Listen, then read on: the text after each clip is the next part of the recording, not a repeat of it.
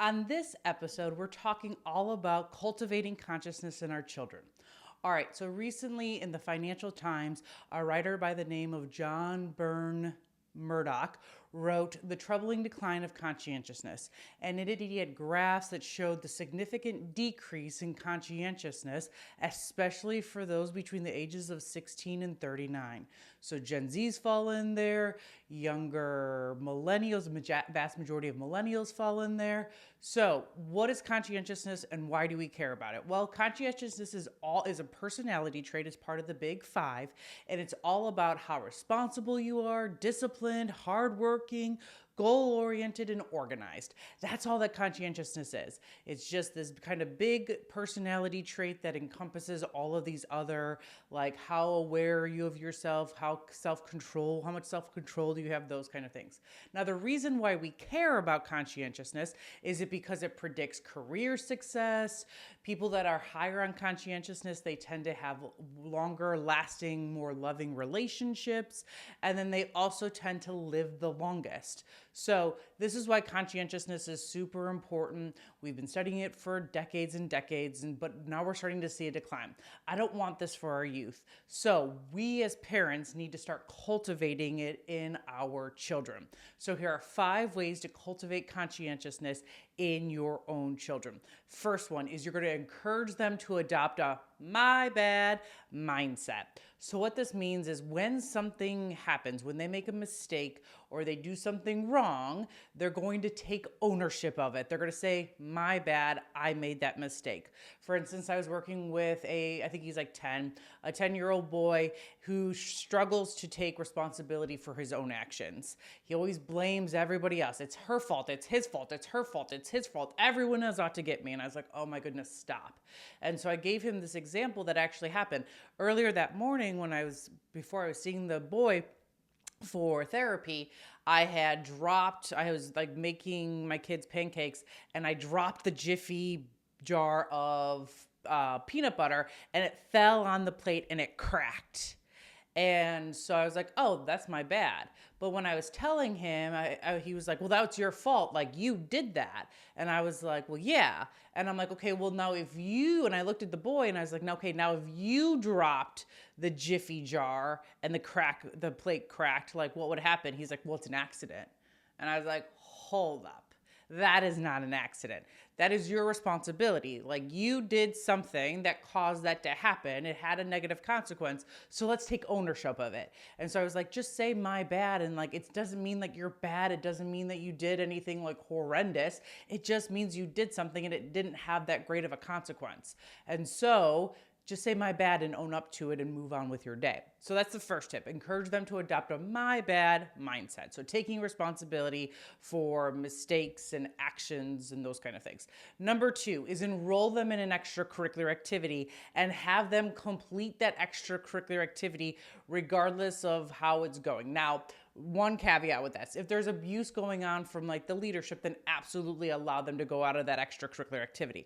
But encourage them, get them to stay. It shows discipline. They have to show up every day. Other people have to rely on them.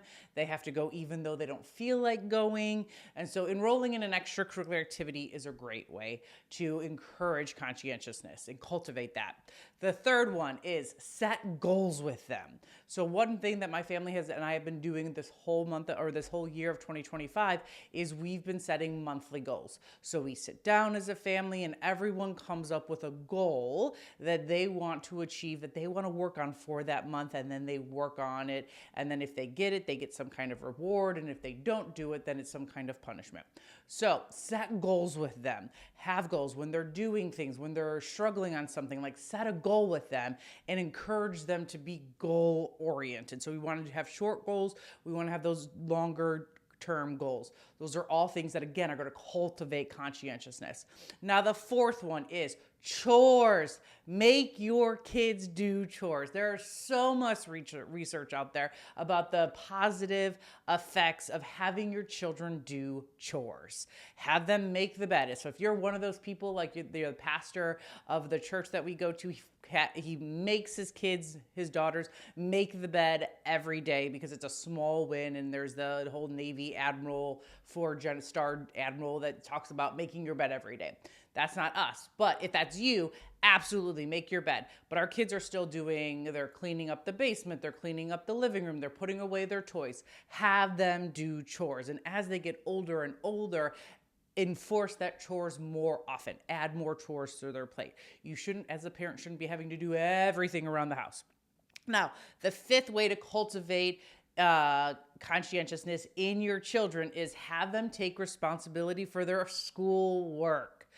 Oh my goodness, there are so many parents that are like just helicoptering their kids' schoolwork and checking all of the damn apps every single minute of the day. And I'm like, stop it. Just let them be responsible for their schoolwork. Have them pack when age appropriate, have them pack their lunches, have them be in charge of their folders and their homework, and make sure that they're packing their own bags. Again, age appropriate. As soon as they can start doing it for themselves, give them scaffolding, give them less and less support as they get older, but have them take responsibility for their schoolwork. If they don't turn in an assignment, that's on them. That goes back to the my bad. Like, have them take responsibility for it. Logical consequences, natural consequences. This is what we want. So have a hands-off approach to schoolwork. Allow them to be completely responsible for their schoolwork as they get old enough, and don't be checking that Schoology or Power School or whatever hell app they're using in your kid's school every day. Let them fail. That is a great book. The Gift of Failing. Love it. I think that's the title. So do that more often. By doing these 5 things, by encouraging them to adopt a my bad mindset, enrolling them in an extracurricular activity and having them complete it no matter what, unless there's abuse, set goals with them, short and long term. You're going to have them do chores, and then you're also going to have them take responsibility for their school. This is 5 ways to start cultivating conscientiousness in our kids, because then our kids are going to live longer, they're going to have great marriages and other relationships that last, and they're going to do well in the workplace. This is what we want. We no longer want to see this decline in conscientiousness. By doing this, by cultivating conscientiousness in our children, we're going to be throat punching this Gen Z mental health crisis. Let's go.